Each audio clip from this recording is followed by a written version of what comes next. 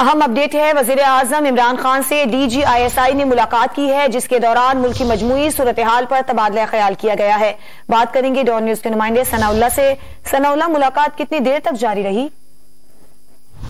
देखिए, ये तो बात बताना कबल वक्त है, लेकिन मुलाकात राय कह रहे हैं जो हुई है और उसमें जो है ना मुल्क की मजमूई सियासी सूरत हाल पर बातचीत हुई है।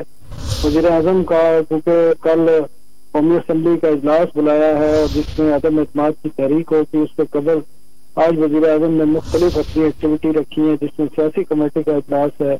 इसके साथ वो पार्टी काबीना का भी आज इजलास बुलाया हुआ है, जिसका जो टाइम है 2 बजे का है। इसके बाद फिर पार्लिमानी जो पार्टी है उनके अपने रहनुमाओं का वो भी आज इजलास बुलाया हुआ है जो 3 बजे के बाद होगा।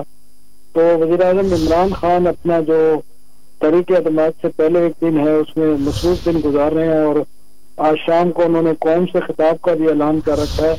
तो ये तमाम चीजें जुड़ी हुई थी और ये मुलाकात भी इस हवाले से भी अहम थी DGISI की, जिसमें जो मजबूरी सूरत हाल है और मुतवक्का तौर पर जो आज उन्होंने कौम से खिताब करना है वो भी मामला अब काबीना के इजलास में और पार्लिमानी पार्टी के इजलास में डिस्कस होंगे।